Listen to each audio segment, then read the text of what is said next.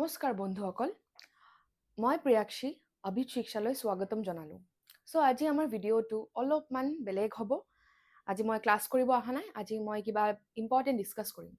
আপোনালোকে যদি বেংকিং চাকৰি কৰিব সপোন দেখিছে আৰু ডিচাইড কৰিব পৰা নাই কি কোনটো এক্সাম আপুনি বেষ্ট দিব পাৰিব, কোনটো এক্সামৰ পেটাৰ্ণটো কেনেকুৱা, এই এক্সামৰ ক্লিয়াৰ কৰাৰ পিছত চাকৰিটো কেনেকুৱা, জব প্ৰফাইলটো কেনেকুৱা, চেলাৰী ডিফাৰেঞ্চটো কি, এইখিনি আজি মেইন বস্তুখিনি আজি আমি এই ক্লাছত ডিছকাছ কৰিম।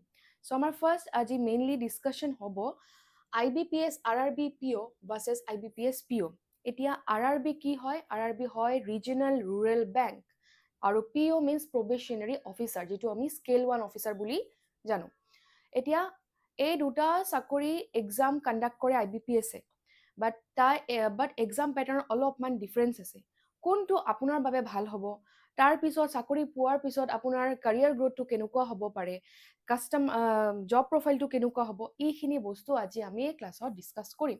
আমাৰ মেইনলি ডিছকাশ্যন হ'ব চেলাৰী লৈ, ৱৰ্ক প্ৰেছাৰ কেনেকুৱা আছে, এই দুটাৰ মাজত কোনটো আপুনি বাছি ল'ব, এইখিনি গোটেই ক্লাছটো একেবাৰে লাষ্ট এণ্ডলৈকে চাব, চ' ডেট এটা লাষ্টত গৈ ডিচাইড কৰিব পাৰে কোনটো আপোনাৰ বাবে বেষ্ট হয়। আৰু লাষ্ট আমি ডিছকাছ কৰিম কাৰিয়াৰ গ্ৰথ। আমি মেইনলি অলপমান এক্সাম পেটাৰ্ণটো বুজি লওঁ। কি হয় regional rural bank probationary officer, that means IBPS RRB PO যোনটো আমাৰ আছে, তাত মেইনলি যিবোৰ ব্ৰাঞ্চেছ হয় এইবোৰ ৰুৰেল এৰিয়াজত থাকে। আপুনি যদি এই এক্সামটো ক্লিয়াৰ কৰে, IBPS RRB PO ক্লিয়াৰ কৰে, আপুনি চিটিত নাপাব, আপোনাৰ পষ্টিং ৰুৰেল এৰিয়াজত হ'ব। বাট আপুনি যদি IBPS PO এইখিনি এক্সামটো ক্লিয়াৰ কৰে, তেতিয়া আপুনি বিগ চিটিজ পাব পাৰে। এইটো ডিপেণ্ড কৰিব আপোনাৰ ৰেংক, আপুনি কেনেকুৱা পাৰফৰ্ম কৰিছে মেইনছত। এইখিনি বেলেগ বস্তু, বাট আমি আজি এই ক্লাছত এইখিনিয়ে জানিম এই জব প্ৰফাইলত কি কি আছে, এই দুটাৰ মাজত কোনটোৰ কি ডিফাৰেঞ্চ আছে, মেইন ডিফাৰেঞ্চ, আৰু কোনটো আপোনাৰ বাবে বেষ্ট হ'ব। যেতিয়া RRB POৰ কথা কওঁ, তাতে কিছুমান এডভান্টেজেছ আছে অভাৰ IBPS PO। কি আছে? এক্সামত আমি গম পাওঁ প্ৰিলিমছত আমাৰ 40 ৰিজনিং, 40 আৰু মেথছ আহে, তাতে কোনো ইংলিছ নাই। That means no English and no English and English is not compulsory in mains. That means যেতিয়া আমি PO এক্সামৰ কাৰণে মেইনছত বহো, তাতে আমাৰ এটা লেংগুৱেজ পেপাৰ ল'ব লাগে, আৰু মেইনলি IBPS POত ইংলিছটো কম্পালচাৰী থাকে, বাট RRB POত আপুনি বেলেগ ল'ব পাৰে, ইংলিছটো কম্পালচাৰী নহয়। ডেট মিনছ আপুনি যদি অসমৰ হয়, আপুনি অসমীয়া পঢ়িছে সৰুৰ পৰা আৰু কমফৰ্টেবল হয় এই ছাবজেক্ট লৈ ডিল কৰিব, তেতিয়া আপোনালোকে এই 20টা লেংগুৱেজেছৰ ভিতৰত এটা অসমীয়া ছাবজেক্টটো ল'ব পাৰিব ৰিজনেল লেংগুৱেজ ৱাইজ, আৰু ইংলিছৰ লগত ডিল কৰিব নালাগে। আৰু মেইন আৰু বস্তু, আপুনি যদি ইংলিছক অলপ টান পাই আছে, এতিয়া আমি প্ৰিলিমছতো আমি ইংলিছ একো ডিল কৰিব নালাগে, বিকজ তাতে আমাৰ ৰিজনিং 40 আৰু মেথছ মানে কোৱান্ট বুলি কওঁ, কোৱান্ট 40 থাকে। তাতে ইংলিছ লৈ কোনো টেনশ্যন নাই, আৰু আপোনালোকৰ এটা ছাবজেক্টৰ ৱেটেজটো কমি গ'ল। ডেট মিনছ এতিয়া যেতিয়া প্ৰিপাৰেশ্যন বহিব, আপোনালোকে ইংলিছ লৈ কোনো চিন্তা কৰিব নালাগে। এইটো এটা বিগেষ্ট পাৰ্ক হয় আমাৰ RRB POৰ কাৰণে। নেক্সট, ন' ছেকশ্যনেল টাইমিং।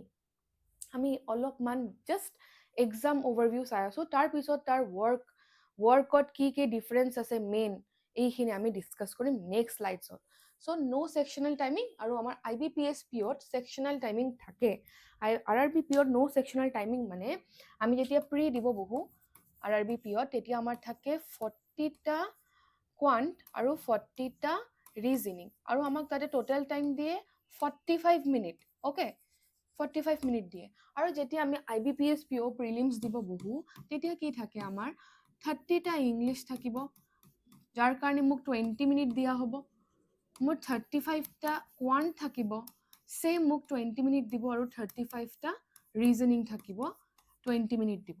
কি হয় ন' ছেকশ্যনেল টাইমিং মিনছ, আমি যেতিয়া RRB POৰ প্ৰিলিমছ দিব বহিম, তেতিয়া আমি 40 কুৱেশ্যন কোৱান্টৰ 40 ৰিজনিং 45 মিনিটছৰ ভিতৰত কৰিব লাগিব, আৰু আমি কোনো সেকশনাল টাইমিং নাই এনেকুৱা নহয় যোনটো আমাৰ প্ৰিলিমছ অফ IBPS পিঅ'ত হয় মানে মই যদি ইংলিছ সেকশন ফাৰ্ষ্ট মোৰ কম্পিউটাৰ এইটো CBT বেসড হয় কম্পিউটাৰ বেসড টেষ্ট হয় কম্পিউটাৰত দিব লাগে চ' যেতিয়া আমাৰ ফাৰ্ষ্ট স্ক্ৰীনত ইংলিছৰ 30টা কুৱেশ্যন আহিব আৰু তাতে টাইমাৰ ষ্টাৰ্ট হৈ যায় 20 মিনিটছৰ আপুনি কি কৰিব পাৰিব নোৱাৰিব নেক্সট সেকশনলৈ জাম্প কৰিব ইন কেছ আপোনাৰ 20 মিনিটছ লাগা নাই ইংলিছত আপুনি তাতকৈ কম সময়ত ইংলিছ সেকশনটো কমপ্লিট কৰিছে চ' মোক যদি সেকশনাল টাইমিং নিদিয়া হ'ল তাতে এই IBPS পিঅ তেতিয়া মই কি কৰিলো হয় এই সময়খিনি মই বচাই নেক্সট যিটো মোৰ উইক সেকশন মই সাপোজ মই কোৱান্টত অলপ উইক হয় মই এই টাইমটো কোৱান্টত দিলো হয় তাতে বেছি টাইমটো দি মই কমপ্লিট সেকশনটো কমপ্লিট কৰিব বিচাৰিম বাট এইখিনি আমি IBPS পিঅ'ত নোৱাৰো বিকজ তাতে কি হয় সেকশনাল টাইমিং দিয়ে দ্যাট মিন্স মোৰ যেতিয়া 30টা কুৱেশ্যন ইংলিছৰ ডিসপ্লে হৈ আছে 20 মিনিটছ আপ হৈ গ'লে আৰু কিবা যদি কুৱেশ্যন বাকি ৰৈ গ'ল আপুনি চাব নোৱাৰিব আপোনাৰ next section that means quant start হৈ যাব সেম তাতে কোৱান্টৰ 35টা কুৱেশ্যন থাকিব 20 মিনিটছ দিব এনেকুৱা হ'ল আপুনি 28টা কুৱেশ্যন ক'লে আৰু 7টা কুৱেশ্যন চাবই নাপাৰিলে টাইম আপ হৈ গ'ল চ' এই সেকশনাল টাইমিংটো আমাক বহুত দিগদাৰ দিয়ে যিটো IBPS পিঅ'য়ে কণ্ডাক্ট কৰে তাতে আমাৰ সেকশনাল টাইমিং থাকে বাট আমাৰ বেষ্ট এইটো কি হয় RRB পিঅ'ত কিয় RRB পিঅ'ত বেষ্ট হয় তাতে কোনো সেকশনাল টাইমিং নাই দ্যাট মিন্স মই যদি সাপোজ ৰিজনিঙত খুব ষ্ট্ৰং হয় বাট মোৰ কোৱান্টছ মেথছটো অলপ উইক হয় মই কি কৰিম 45 মিনিটছত 20 মিনিটছত বা 22 মিনিটছ হাৰ্ডলি 22 মিনিটছত মই চেষ্টা কৰিম ৰিজনিং ফিনিছ কৰা তাৰপিছত মোৰ যিমান ৰিমেইনিং টাইম ৰৈ গ'ল 27 মিনিটছ ৰৈ গ'ল বা 25 মিনিটছ ৰৈ গ'ল মই যি সেকশনত অলপ উইক হয় কোৱান্টত মই এইখিনি টাইম মই কোৱান্টত দিব পাৰিম চ' এইটো আমি কৰিব পাৰোঁ IBPS RRB পিঅ'ৰ এক্সামত বিকজ তাতে কোনো সেকশনাল টাইমিং নাই আমি যি সেকশনত অলপ ভাল হয় এই সেকশনৰ পৰা টাইমটো ছেভ কৰি আমি যি সেকশনত অলপ উইক হয় তাতে আমি এইটো এড কৰি দিব পাৰোঁ এইটো এটা পাৰ্ট নেক্সট হ'ল choose your section can not choose your section choose your section means মই এতিয়া যেতিয়া এক্সাম ষ্টাৰ্ট কৰিম মই বিচাৰিছোঁ মই অলপ কোৱান্টত টান পাওঁ কোৱান্টৰ কুৱেশ্যনছ কেইটা কৈ থাকিলে মই যদি এটা দুটা কুৱেশ্যন এনেকুৱা চাইছোঁ মই পাৰা নাই মই নাৰ্ভাছ হৈ যাব পাৰে আৰু মোৰ এক্সামটো বেয়া হ'ব পাৰে তেতিয়া কি ষ্টুডেণ্টছে কি বিচাৰে মই যদি মোৰ সেকশনটো চিলেক্ট কৰিব পাৰিলোঁ হয় মই ৰিজনিঙত ভাল মই ৰিজনিঙৰ পৰা যদি ষ্টাৰ্ট কৰিব পাৰিলোঁ হয় এইটো আমাক কোনে পাৰ্মিট কৰে কোন এক্সামত আমি এই সেকশনটো চিলেক্ট কৰি ল'ব পাৰোঁ এইটো হয় আমাৰ RRB পিঅ'ত আমি কি কৰিব পাৰোঁ আমি নিজৰ সেকশনটো বাছি ল'ব পাৰোঁ কোনটো মই ফাৰ্ষ্টত কৰিম যিহেতু কোনো সেকশনাল টাইমিং নাই মই যদি বিচাৰিছোঁ মই আগত ৰিজনিং কৰিম মই ৰিজনিং কৰিব পাৰোঁ বাট ইয়াতে আমাৰ IBPS পিঅ'ত এনেকুৱা কোনো পাৰ্কছ নাই এনেকুৱা কোনো এডভান্টেজ নাই বিকজ তাতে সেকশন ইহঁতে ডিচাইড কৰি দিয়ে ইংলিছ কোৱান্ট ৰিজনিং তেনেকৈ অৰ্ডাৰৱাইজ আহি থাকিব আৰু আপুনি ছুইচ কৰিব নোৱাৰিব এইটো হ'ল আমাৰ difference between RRB PO' and IBPS PO' last হ'ল নো ডেছক্ৰিপশ্যন আৰু ইয়াতে RRB পিঅ'ত description plus main sometimes GD থাকে GD means group discussion okay মানে কি হয় আমাৰ যেতিয়া RRB পিঅ' এক্সাম ছাপ'জ মই প্ৰিলিমছ ক্লিয়াৰ কৰিলোঁ এতিয়া মই মেইনছ বহিম মেইনছত আমাৰ জাষ্ট যিটো কুৱেশ্যনছ থাকে আমাৰ এইবোৰ মেইনছ পেপাৰটো দিম তাৰ লগত কোনো ডেছক্ৰিপটিভ পেপাৰ দিব নালাগে এইটো হয় আমাৰ RRB পিঅ'ত বাট আমাৰ IBPS পিঅ'ত এটা মেইনছো দিব লাগে তাৰ লগত ডেছক্ৰিপটিভ পেপাৰ থাকে আৰু most of the time আমাৰ গ্ৰুপ ডিছকাশ্যনো থাকে দেন উই গ' টু দ্য ইণ্টাৰভিউ চ' প্ৰচেছটো বহুত লম্বা হয় আৰু মানে আপুনি এটা ষ্টেজ ক্লিয়াৰ কৰি থকাৰ লগত কিবা এটা ষ্টেজ লাগিয়ে আছে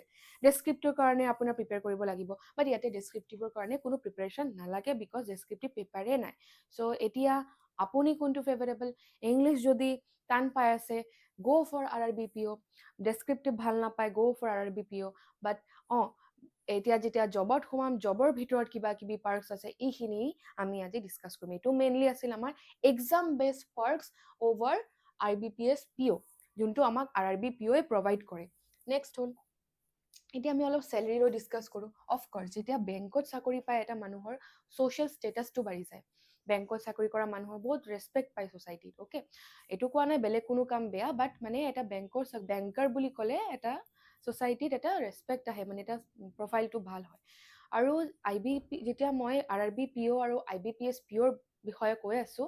PO means probationary officer scale 1 officer হয় এইটো।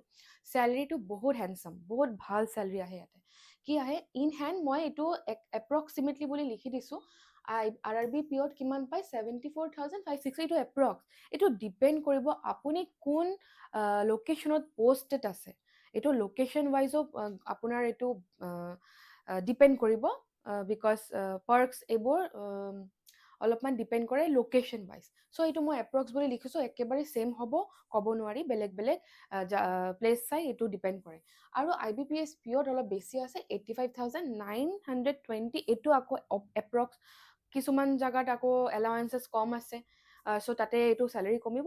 জাষ্ট এইটো মই এটা এপ্ৰক্স আইডিয়া দিছোঁ যে যদি আপুনি IBPS PO বা RRB POৰ কাৰণে প্ৰিপেয়াৰ কৰি আছে, একদম ভালকৈ প্ৰিপেয়াৰ কৰিছে আৰু ভাবিছে বা 2026ত আমি এইটো ক্লিয়াৰ কৰিম, তেতিয়া আপুনি এনেকুৱা এটা চেলাৰী এক্সপেক্ট কৰিব পাৰে। আৰু এটা বহুত ভাল এটা চেলাৰী হয়। চ' এইটোৱে হ'ল। নেক্সট আমি ৱৰ্ক প্ৰেছাৰলৈ ডিছকাছ কৰিম। This is main. এতিয়া ন' ডাউট বেংকিং যিটো এক্সাম কণ্ডাক্ট কৰে, এইটো অলপমান টাফ হয় এক্সামটো।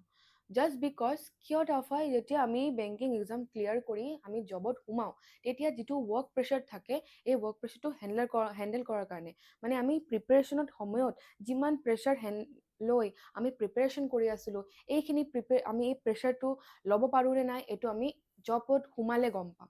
চ' য়েছ, বেংকিং জবছত অলপমান প্ৰেছাৰ থাকে, বাট এতিয়া RRB PO আৰু IBPS POৰ ভিতৰত কিমান ডিফাৰেঞ্চ, এইখিনি আজি ডিছকাছ কৰিম। চ' RRB POত কি হয়, মেইনলি যেতিয়া আপুনি ৰুৰেল এৰিয়াছত পষ্টেড থাকে, তাতে বেছি কাষ্টমাৰ ডিলিং নাহে।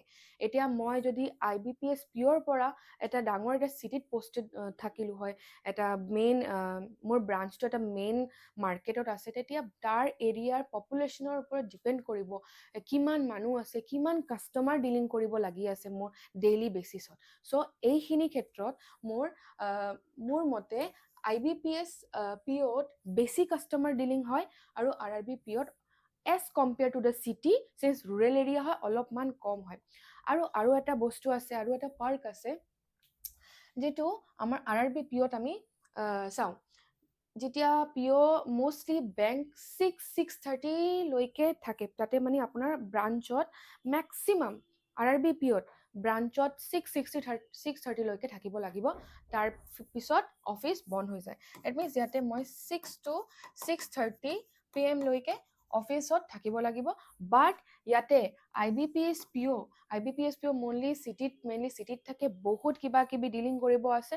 চ' কেতিয়াবা PO অফিচাৰ্ছবোৰেও কেতিয়া 7টা-8টালৈ অফিচত থাকে, কাম কৰি থাকে। ডেট মিনছ এইটো 9 to 5 জব নহয়, এইটো 9 to 8 হৈ যায় চামটাইমছ। আৰু চ' এইটো আমি 6 to 8 PM বুলি ধৰি ল'ব পাৰোঁ। most of the time 6 নহয়, এইটো 7টা বা 8টা বাজিয়ে যায়। চ' এইটো এটা চাব পাৰোঁ যে এইটো টাইম ৱৰ্কিং আৱাৰ্ছটো RRB POত as compare to IBPS PO কম আছে। Now coming to the work pressure, কি হেণ্ডেল কৰিব লাগে। চিন্স এইটো RRB PO আমাৰ ৰুৰেল এৰিয়াজৰ কাৰণে হয়, তাতে কি বনাব লাগে, KCC, Kisan credit card scheme, এইবোৰ ফাৰ্মাৰ্ছৰ কাৰণে লোন প্ৰভাইড কৰাৰ কাৰণে এইটো এটা স্কিম আছিল গভমেণ্টৰ ফালৰ পৰা। তো এইখিনি কাৰ্ডবোৰ বনাই দিব লাগে এই ৰুৰেল এৰিয়াৰ মানুহবোৰক। এইখিনি থাকে, no' doubt policy dealing, policy making, এইখিনি তাতে থাকে। বাট অলপমান কি কাষ্টমাৰ ডিলিংটো যেতিয়া কম, তেতিয়া ৱৰ্ক লোডটো অলপমান কম থাকে। ইয়াতেও পলিচি থাকে, এনেকুৱা নহয় ইয়াতে পলিচি বনাব নালাগে। আৰু আজিকালি নিউ এতিয়া মিনছ আগত নাছিলে, বাট এতিয়া গভমেণ্ট বেংকছৰ এমপ্লয়িজকো টাৰ্গেট দিয়ে, আৰু মানে কি দিয়ে, একাউণ্ট বনাব দিব, ছেভিংছ একাউণ্ট, যেনেকৈ মই ইয়াতে মেনশ্যন কৰিছোঁ, current account, savings account, FD RD policy, এইবোৰ ডিল কৰিব লাগে মেইনলি আমি যেতিয়া IBPS POৰ ফালৰ পৰা চিলেক্টেড হৈছোঁ। ইয়াতে ইমানখিনি ডিলিং নাই, RRB POত ইমানখিনি ডিলিং এইবোৰ নাই। বাট য়েছ, KCC বনাব লাগে, পলিচিজ বনাব লাগে, but as compare to the population, since মই RRB POত পপুলেশ্যনটো ৰুৰেলৰ হয়, বহুত কম থাকে compare to the city. So' এইখিনি ৱৰ্কলোড অলপ কমি যায়। এইটো হ'ল আমাৰ ৱৰ্ক প্ৰেছাৰ, আমাৰ এই দুটা জবৰ মাজত ৱৰ্ক প্ৰেছাৰ। আৰু ইয়াতে ৱৰ্কিং আৱাৰ্ছটো as compare to RRB PO বেছি হয়। Next career growth. Career growth কি হ'ব, এইটো RRB POৰ আৰু এটা IBPS PO।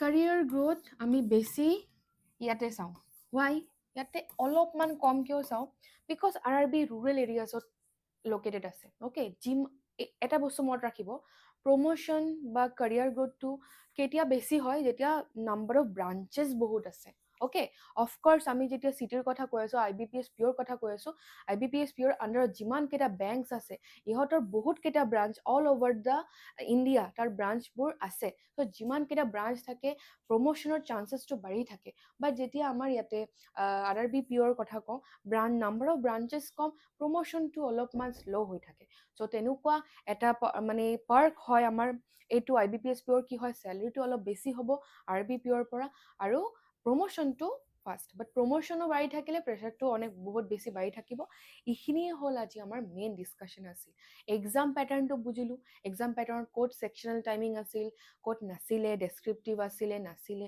এইখিনি আমি আজি বুজিলোঁ দেন চেলাৰী লৈ ডিছকাছ কৰিলোঁ কাৰিয়াৰ গ্ৰথ লৈ ডিছকাছ কৰি আৰু ৱৰ্ক প্ৰেছাৰ লৈ ডিছকাছ কৰি আছিলোঁ চ' এইখিনি এতিয়া গোটেই ভিডিঅ'খন চোৱাৰ পিছত আপুনি কোনটো চিলেক্ট কৰি ল'ব এইটো আমাক কমেণ্টছত জনাব আৰু ইয়াৰ PDFটো যদি আপোনালোকৰ লাগে চ' আমাৰ ডেছক্ৰিপশ্যনত দিয়া টেলিগ্ৰাম চেনেলটো জইন কৰি ল'ব থেংক ইউ